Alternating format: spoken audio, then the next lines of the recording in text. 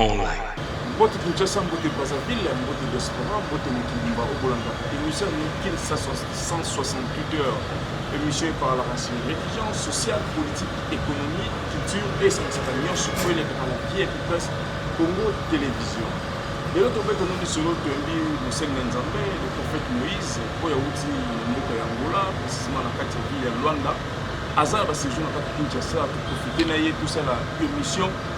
De parler, la session édifiée pendant à travers le monde, au Nyoso, pour l'andaka émission, aux abonnés de Presse Congo Télévision, dans la chaîne de l'andaka émission, toujours sur la délivrance. Et donc, on a prophète sur la délivrance, parce que le temps de la délivrance, comme il va sortir, pelé, comme il est là, il va sortir la maman, il va sortir la papa, il va sortir la singa, il va sortir la rebelle. Et le prophète a décortiqué, a revu cette chose, c'est quoi la délivrance. Vous avez la première partie, deuxième et troisième partie, vous avez là. Mais la première partie, le prophète a beaucoup de paix, beaucoup de moins fond et puis profond, mais de côté vraiment, deuxième, les années, troisième, les années. Puis nous, vous avez l'émission, vous commentez, vous posez la question, on a posé à le prophète pour répondre. Nous, Nandela, Ya, Bani, Nero, Namiso. Prophète, bonjour. Bonjour. Ouais, j'ai les guinés.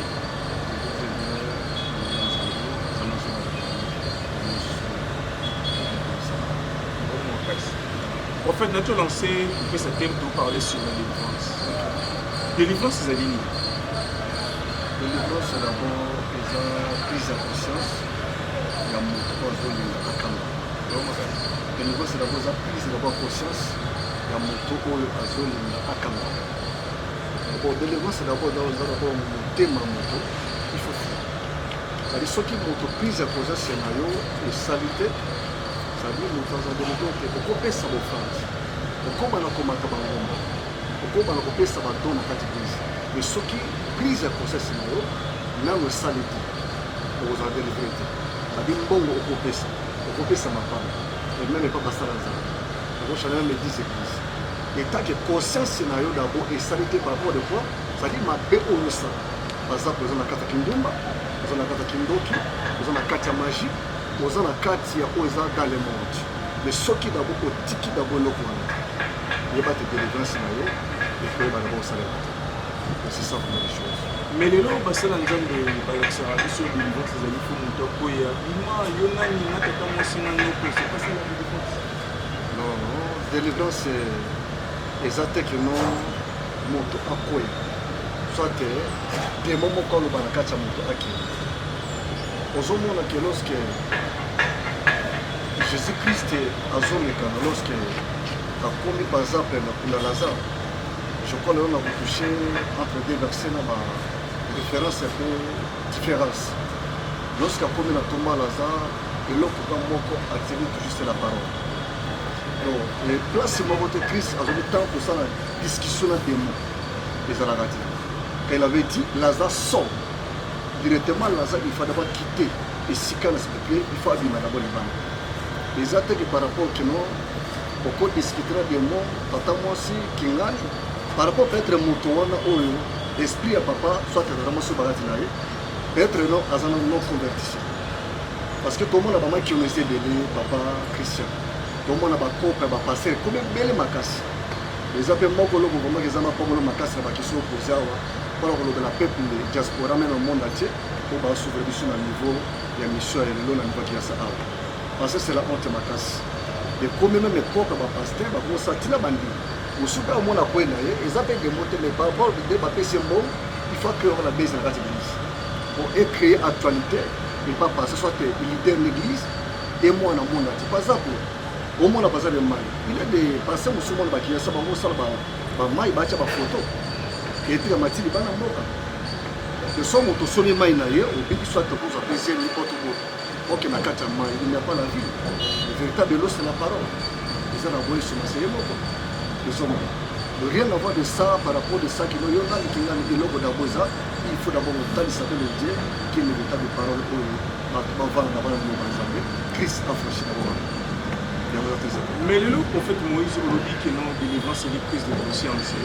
Mais le lot pour la battu au bazar ndeko moko papa ou maman to lengi mosto mobali akangama na femme de nuit des années akangama na mari de nuit des années pe bandeko mosusu bazalaka ye moko akoti na douche azomisepelisa so moto bongo ata na volonté na ye moko azwi décision na kotika eloko au moins azozongela azwi conscience na kotika azozongela so bato ya bongo koseza délivrance na mwana ndenge parce que beza prise de azwi conscience azokoka kotika moto c'est-à-dire esprit wana eleki na makasi. Donc voilà, nous avons pas la question que vous posez. Pourquoi on a touché définition de délivrance, c'est-à-dire avoir prise de conscience. C'est-à-dire qu'il y a un moto oyo à zolinga pour avoir délivrance. Le ce qui par exemple prise de conscience c'est un moto bongo salamité par exemple à prier après à l'église pour prier pour nous. Il y a un monde à bandit dans l'église et comment on a marché de santé. Donc aux autres qui est là pour aux hommes sans que on a convertissé. Donc rien à voir et puis bon ça. Par exemple mon tabou on a sa motivation dans les systèmes posé question au général de la presse papa Christian. Dans sa motivation la base à douche même pas film de pornographie il a beaucoup de choses à voir. Et ça passe comme mon tabou on a délivrance parce que d'abord prise à cause c'est non et ça la méthode. Parce que délivrance c'est tant mon moto on a convertissé tant on limite pour yes comme pour oubli sinayo selon on met 19 pour ça directement délivrance c'est quoi déjà. Oh, biso basala za beto ya kapana ba concours tia maboko eza kaka ba formule toujours on appelle complémentaire. Mais lorsque tango ya Christ d'abord comme on dit il faut monter manayo directement yango déjà première délivrance ko ta ngwana. On dit no carte lo kana tout passer ba contact oyo auto openga na démon na ko facilement par de quoi. Ils ont la carte de quoi. Il faut d'abord penser ça motona, il faut ça. Ya ba passer c'est ba taille ça peut dire dans l'église. Pas dans la famille pratique on là ka ba femme na ba dire. En fait, Moïse Béni va le voir la délivrance de plusieurs façons. Pour sceller, ou pour s'aimer, on peut se confondre, on peut se battre, et on peut s'appeler une de facteurs, une délivrance, c'est vrai ça? Non. Biloko wana ezara délivrance d'abord ezara ba avant. Bambongo wana ba biloko wana ezara ba les choses qui viennent après. Surtout par exemple dans le livre de Matthieu chapitre 8, je crois pour 5 ba okita wana kotanga. Tout le monde place lorsque Christ a quand d'abord un lépreux. Après avoir prié pour nous purifier, attindi après avoir d'abord kangola, de attindi à quel moment on Zambé. Ça dit ma Thomas, ma sacrificateur a présenté sur offrande naïe après. Tant que bas offrande naïe, il y a un monde qui va confirmer que nous oui il y a azur délivrance. Délivrance c'est ça que nous il faut d'abord sans que dans la convertisseur, sans que nous dévisions la ici il faut prise à cause de sa moto oyo, azur l'ingénieur de délivrance pas des magiciens, pas des montants d'oki. Ce qui d'abord andimi kotika kindukulité yo personne ngo tia ba bon milieu na bimata jamais mais si vous soyez par exemple non au plaisir sortir sur les maïs ba créer nous ba aya pe sofrana ce sont à fongama botemite yé d'abord en convertissé et bi sangana mbongo pe sangana milieu bimata est-ce que lien ça fait le cadre tout lorsque vous peut sofrana il faut d'abord aux la paix d'abord intimité d'abord la bonne relation avec Dieu au moins. Même Matthieu 5, c'est dit avant que d'abord mon oyo, à cause d'offrande de la carte hôtel, qu'il d'abord renégocier entre frères et sœurs. Mais moi, d'abord pire. Tant que tu offres la carte hôtel, aux apaniers, c'est-à-dire à la bonne terme entre frères et sœurs, offrande à mon tabongo, les aux alagris. Mais ce qui est d'abord un partout, en le cas d'abord réconciliation. Les avant, tu offres les naïs. Mais ce qui d'abord réconciliation des papas, offrande des Cangolais. Parce que le véritable offrande oyo et il y a qu'à solder sur tout c'était le point de vue qui s'arrête auto bien dans le long les packs offrande monter en d'abord sans autre bon déjà à ça situation par rapport au monter plus mais essayer d'abord tout dans la convertir système qui offrande oui et puis après ça dit que c'est l'offrande de monta kangwami et ça le cola ndako tombe le somo tie porte oui d'accord offrande ça bon ça dit d'abord d'abord construire d'abord ndako d'abord le chemin d'abord kabobele d'abord délivrance après il y a un monde où vous offrez la porte ou la cadenas pour bloquer la porte c'est ça mais la presse mais prophète Moïse tu dis que mon allélo tu dis la mission tu dis le sire la délivrance prophète Moïse tu dis que mon allélo le seul endroit où moi j'ai un don de délivrance que y en a don de délivrance papa Christian dans ma femme là, je crois que tout le monde est serviteur de Dieu était bengama la ministère de délivrance. Donc autant la cas de 12 apôtres selon Matthieu 16 ans, on dit dans la 15 plus tard. le seul apôtre Oyo, bazali clé bapé c'était l'apôtre Pierre. Mais 11 bazali clé te. Parce que tous les cinq ministères, l'un doit appeler comme apôtre, docteur, prophète, pasteur, évangéliste. Donc nous sommes mon seul ensemble de tout est à Bengama qui a soit déjà dans le ministère de l'Église catholique. Vous comprenez? Tout le monde est à Bengama. C'est-à-dire nous avons un cabisso dans le ministère de la catholique. Jamais nous avons un Bengama dans la l'Église, c'est ça qui est le ministère de l'Église. Parce que nous avons Zambachanga, ministère de l'Église catholique, il y a un prophète, ministère prophétique, ordonné, consacré, de bout à bout ici. Nous avons complet, nous avons une porte principale. Serviteur au monde wana bango tout balobano so l'engrais ba mala papa Christ au monde place que papa molimo na zate le babe ma ba meshireki ni tata ni papa au place ba bile eba on a bango no ici pour son papa on a bango ceci c'est pas ça ça dit nous avons mon tchaka biso au ministère il y a délivrance tout le monde a besoin de la place ça pega pour tout le seul apôtre c'est clé quand vous en a clé il y a un monde au fond habite nous sauf fond là c'est et pour au fond au Canada, c'est le gouvernement et au Canada. Il y a très important. Tout le monde est à Benama Kamaba. Bah, ça va offrir les gars pour rien. Pour son là, on a battu l'église. Pour son là, on a bêtise, il y a qui nous demandent à bureau principal. Et ça qui tombe. Donc, sur les cas où ils ont sans jamais il faut antiquer. Ça dit, oh, nous avons baissé un mandat one. Donc, la mission va porter Pierre aux clés. Il y a pour faire la vie à battre.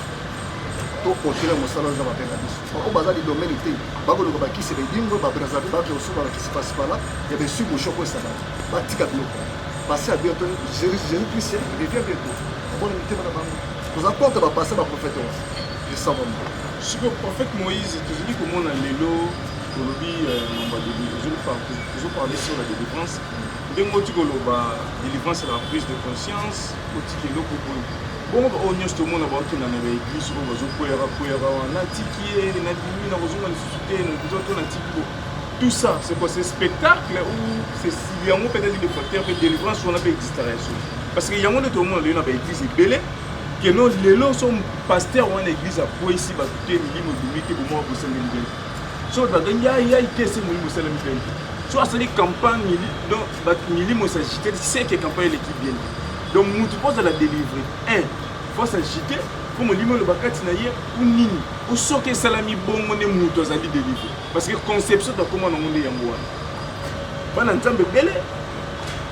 Eza passe ba si bien mosu souper. Eza lokola yango lo na talisi ke délivrance la boza prise à conscience na talisi définition wala. Donc, eza makasi na bana nzambe oyo batala pe bisika pour la ressemble parce que yemoko yesu masabaki nona koponda na bino bisika ni bokotia makola bino ya koluka na pe bisika ni bokotia bofana badimi quand ba bibisi za ni ba église zo mona bandro musu ba kotia ba bakola bango au mona ngo église te mais zango lié de tombeau ezango lié de tombeau donc bozo kota mo bobi masuna milima bazala to ko bana même bazala de commune o bani premier limité ti di système toyeli bango donc naza contre ba fausse réalité contre ba fausse église yonso même monde tozala pa ko dénoncer o ezama et banda première rue 17e mairie eza kobeba première rue 17e mairie eza industrielle na résidentielle siko wapi industrielle première rue 17e mairie eza kobeba industrielle voilà eza kobeba tozupe tu bandal mbola bandal tipa donc eza pe kobeba ba faux pasteur au moins la pasteur musote bandimi na chèque no avoya extra azana bandale wa to otana ko la bangote to fula bango l'église mo mangi mo Mozambique comment natanga donc au moins la pe na bandimi bandima pe na men pasteur lote ya voyage extra mais ça qui nous dit déjà to no mona ba mission mo kilimo par exemple moko comme les franco no voyager pour faire kei to mona ba mission mo kilimo ba wera so ba pour ba kei avant qu'on se na bango yo pasteur lote ya na chèque que voyage extra na bandi ma men so ba esprit bilo muso sa ma église générale de presse pour tous les qui sont malades les amis limo ba passer na ba conduite église ba do fulu na kata bandi yo mona monima comme des esprits il y a monde à ténèbres o bazo dégager na kata bandi donc mona que eza passe bandi na bongo pour bazo dégager parce que moto ota molima kindu aye pa na tout bien le bureau mon peuple péri faut de connaissances voilà c'est ça parce que église parce que tout le monde a un niveau Afrique même monde entier le lo bandi ni pe to ko pesa ba mo torma moke balinga place oyo bato atondi plein eloko nanga mpe na sita wana esika nzambe azali oloba te bato baza ful ye moko olobi na matio wana 18 okita na 20 wana esika moko mibale misato basanga na kombo nanga naza kati na bango mais mpo na peuple de dieu mpo na bayebaki nzambe aza wana na mosala aza mpo amonaki olati costume oza na jipi bamona voilà okendaka poto odégage parafin 1000 km bamona vraiment kena libumuma eza kovimba tipe ya 100 000 dollars église etonda bato ntina nsima mpo na bango bamona bongo église ya bongo prophète ya bongo aza na option oke bazobosana mpo nazolobakino d'autres serviteurs de dieu na 2 Corinthiens 2 3 15 okita wana bazodégage option de la mort oyo ezoramener bato na vie te mais à la mort mais nous aussi comme Paul azoloba nous dégageons d'abord l'option de quoi les prophètes de bononde pour ramener les gens d'abord dans la vie éternelle ozomona ndrobo nde batutuka wana eza bilimo bapaster na baprofete mpe datie maboko mpe taza moto aloge ye mpe moko mpe serviteur aza mpe moto aza na kindumba aza na basiance na ye batravaille na kati ya bandiprise de la presse par exemple nakopesa wana lelo sacrifice ya bapaster baprofete ebele kuma na kati église monene mama moko akufi de jeune akufi bapesa communiqué te voilà mosusu bakomosa mpe bapesa na communiqué mama kinga na kofi ye mo paster azwa mpe $2000 apesi contribution na ye eza stratégie ya kosacrifice bandimi par exemple na carte 7 angi mpe mosebebe mosu aza wana ali ya bandimi mikolo esika bongo ozomona bato baza plein mais oyo kaka ototie mbunda gidigidi na mashe ya mabaya bana koya te nana koya bongo parce que baza na onction ya liwa opola azoloba edégage la mort ezobenda peuple wana baza na savernement mpe bango na bandimi mosusu balinga eloko afluence ebeta na biso oyo pola di tout est or ezoplaire eza or te na baesprit bapasse d'être bakata bandimi akokwea lobi akoya ekozonga na passe nduma na kisi na ye bakata bandimi oui parce que so hotel ebele na ebe image ebele naza nango omona kaka dimanche osero akweyaki yana okweya mercredi kaka même esprit na ekweya vendredi kaka yango ezonga sui dimanche nakei ekendaka kaka te kaka même esprit na kaka répétitif na nzoto ya motu moko ekokende ndenge président parce que endroit oyo bootia lokolo kosambela eza kobeba banda paster ye moni aza kobeba mais soki église abongo te ya repentance ndenge biso toza boye nde nzambe abenga le prophète moïse navandi liboso na nabengama mpo na bongo nabengama d'abord na porter d'abord totia d'abord enlèvement de l'église tobengama d'abord pour présenter d'abord la crainte de Dieu tobengama totia la sanctification yango na talisa bana tu baomino stop bana m2 babengama groupe baomino stop na talisa bana oyo nyonso baza mona te bate bandimi tokamba baza bandimi biso personnel te lokola kope na biso baza bandimi ya yesu nakobenga bandimi église m2 babengaka na bandimi na nga prophète moïse non wana nakomi nzambe nakomi ndoki baza bandimi ya yesu ozomona baza bandimi ya yesu c'est alors bazozanga d'abord otia la crainte de Dieu bazanga otia la repentance bazanga d'abord otia l'enlèvement de l'église c'est alors endroit bongo ata moto ti lokolo na yo ata opesa offrande obanga mpe nzambe yango si oloboko baoti owa milimo ozonga te mais lelo mate eza okende poto okende canada professeur kaka naomona drapeau états-unis liboso na yo naomona drapeau poto naomona boye donc c'est-à-dire nzambe ayeba yasu bamalema nkulu te nzambe ayeba yasusu basankulu te ekomaka voyage poto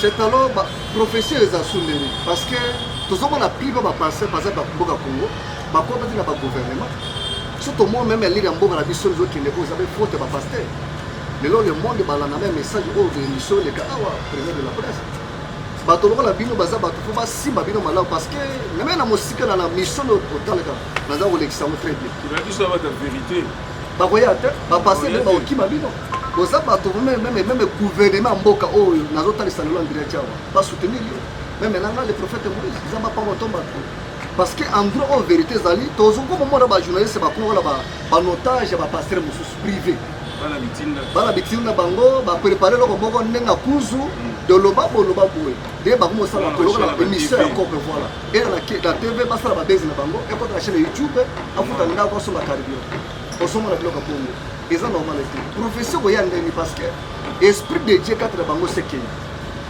molimo na nzambe eza suki lelo bakoma opesa prophétie parce que basere napesaki mbongo lelo mate ekochange parce que l'église ekozala 5 fiancé parce que kinga napesaki mbongo offrande mate efo change so message ekomaka oke poto okende boye parce que bakodénonce mal te parce que ye moko leader aza moto moko abanga nzambe te est-ce que professeur au Canada ou bien si nous aussi la terre tous la terre les balles les anciens mais d'abord les premières choses d'abord c'est le rami des cieux tout d'abord au Canada aux États-Unis mais où est le paradis vous entendez l'Hollandais de la mission nous avons un seul pays où l'équipe a payé tout c'est le paradis c'est la vie éternelle comme à bientôt Christ revient alors tout à l'histoire à tant que Canada mais tant qu'on va la monter vous allez la pasteur vous allez l'apôtre vous allez la prophète vous allez la docteur évangéliste vous allez la politicien lorsque vous allez la bien gouvernement lorsque vous allez financer l'église ils ont savoir battre les gens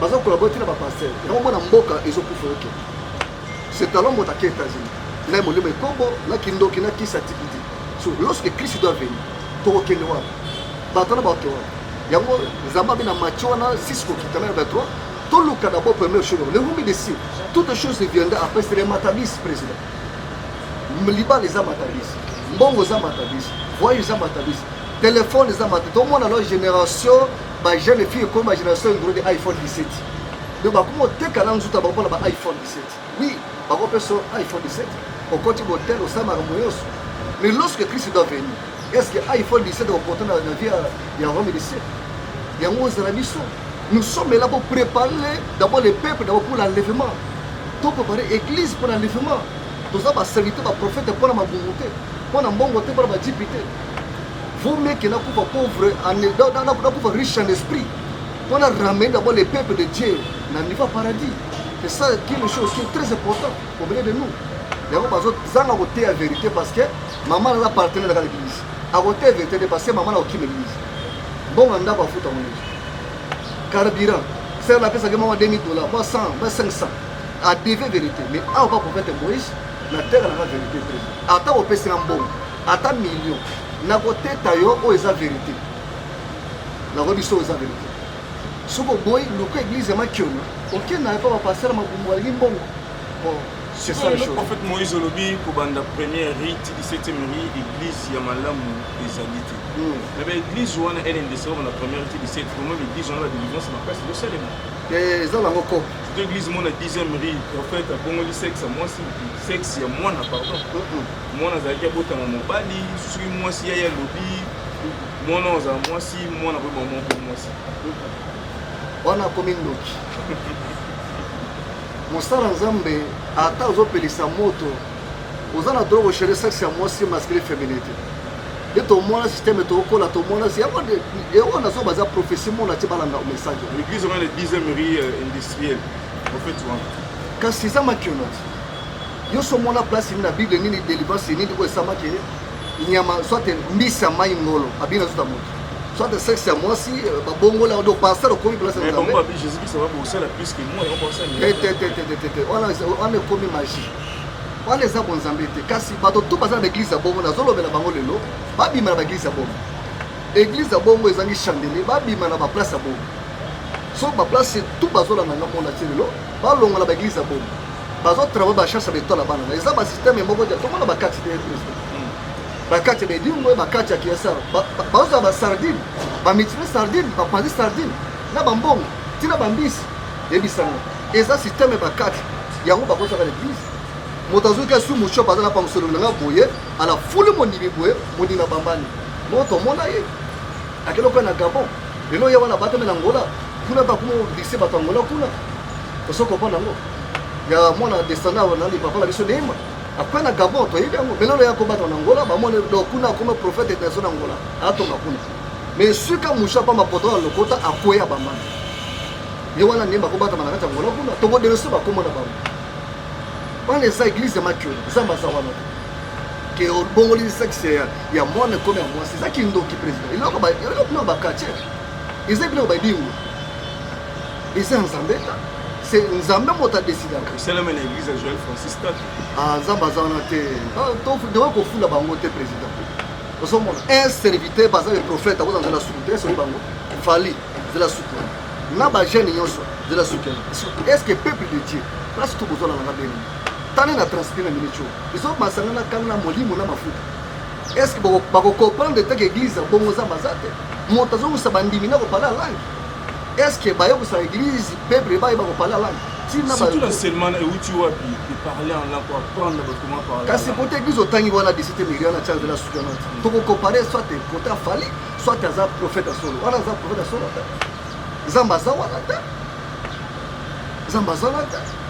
D'abord, un de la souki Zamabe. Frère, c'est place sur tout bazar. Oh, toi, tu as de la souki. Les gens d'abord chemin de la fête. Les gens c'est Mabé. Où est la chance de la souki? Ils sont insécurité. Naba na bango tu église ba frère, bala na papa. Nous sommes pas qui fashion, bino tout fashion. Nous sommes côté de l'if, na peuple tout bazar église wana, bala na tribulation. Parce que l'idée na bango za ko beba parce que boza na sous alliance na. Grâce à Zambé Zambé. On les a faux. Personne Zambé. Donc ceux qui une église visionnaire a déjà déraillé, peuple ne se retire dans ciment, vous avez déraillé. Pas ça déraillé. Vous êtes destiné pour aller en enfer. Pas ça déraillé, pas ça na pesi par exemple. Ba on va poser la somme, on va bima comprendre ba bimi na endroit bon. Parce que lorsque on a couvert l'église à bon. A couvert l'église à bon parce que a couvert dans les ténèbres. Na cette alliance a posé dans Zamba bon. Par exemple na bengi par exemple na zo invité à dans content. Lorsque Zamba a bengana dans le jardin. Président. A bengani dans la jardin. Adam azaki hors jardin, n'a pas brebis, n'a pas yamano pour la hors jardin. Le premier passage c'était Adam. L'église à Bruxelles c'était ça, le jardin de. Banyama on va dire hors d'abord jardin, c'était nous d'abord le peuple l'église, nous étions comme les vagabonds. Ça dit bah bengani l'idée n'a pas ndimi au bazaki ko bayama, c'était nous le peuple. Ça dit lorsque ceux qui l'idée le peuple ça pour beba, n'a bino bandimi pe pour zaper hors di banda na yellow. L'église a bongo grâce aux amis, surtout dans l'église basi bakome na ba pasteur na ba pasteur bakome chez bishop moi ça tchana atchana on bale maboko église diabolique moto tolo pour l'église au moins ça zo kam avec un affaire on appelle l'église Jezabel moi ça va combattre na côté ba maman na département à côté ba maman na département président de la presse à côté ba maman na ba département mais à côté le matin ka te biso mi bale to vandi ko chaba bale maboko na ko ya madama boza na ba dimi abenga mate moto mo ngo lilo. Quand c'est là, ça te mate. Na ba passé, ba bimisa ba basé, ba maman bongo, ba maman passé. Na ba ngoyo se baza na carte à ténèbres. L'église a bongo ba mo na Zambé. Na ba ndimito ba pe pour bazar dans l'affaire. Prophète Moïse, aux élites première partie, mais aussi la délivrance, continue tout Moïse à là, petit gabande na posa. Beaucoup mieux pour s'abonner,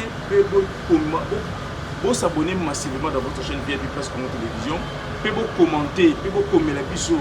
Dans WhatsApp, numéro on a même un appel, vous contacter, vous poser des questions, vous avez tout prophète sur la délivrance, vous commenter la deuxième et troisième partie émission, rien que sur la délivrance. Vous s'abonner massivement dans votre chaîne.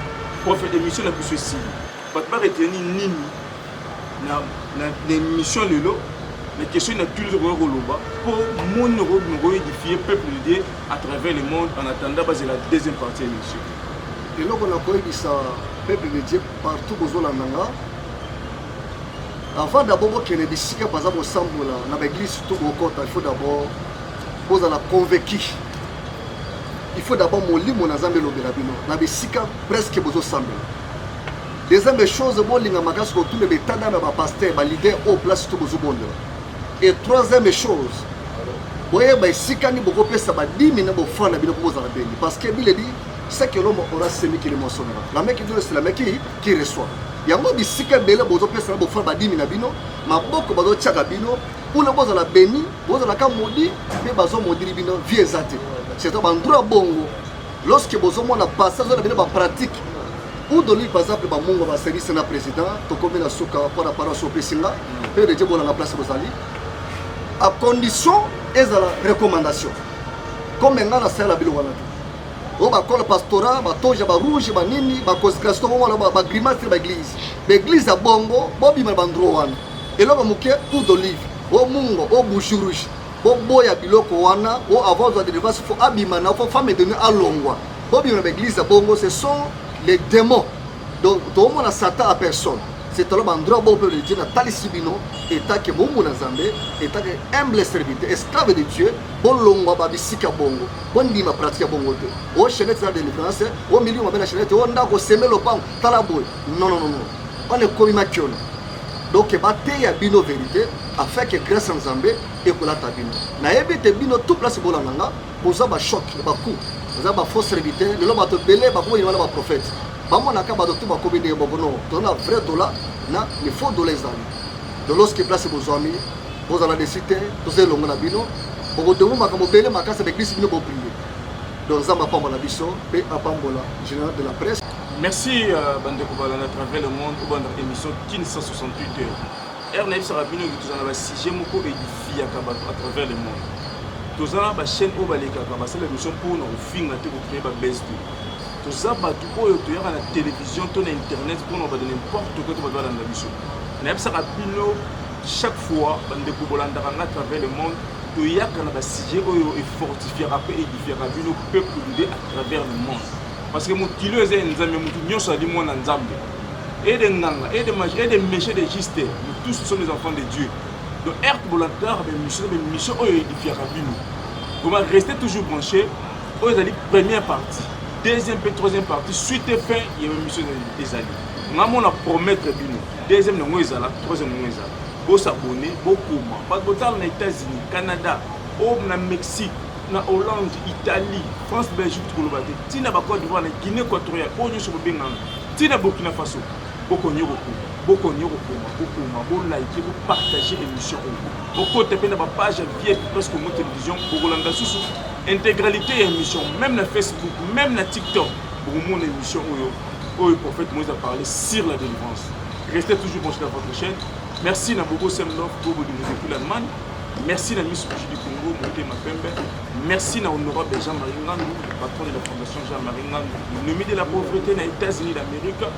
Vous pouvez toujours s'abonner dans votre chaîne VIP Presse Congo Télévision. Merci à Sima Caméra, l'amour, les réalisateurs du Christ. Merci beaucoup, vraiment, le service. Et merci à Batunio sur le télévision. Tu as dit que Kinshasa, la capitale, tu as commune à Kinshasa, derrière un stade de martyrs, Kindasango, bana puti bolinga stade de martyrs. Nous avons vraiment un centre-ville, on a rempli une mairie, peuvent toute une émission. Restez toujours branchés, Kim Nzambe de la Mabote. Bye.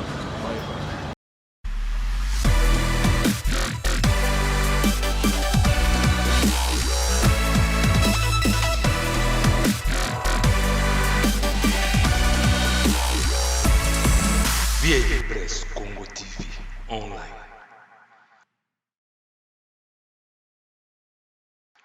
VIP Presse Congo TV online.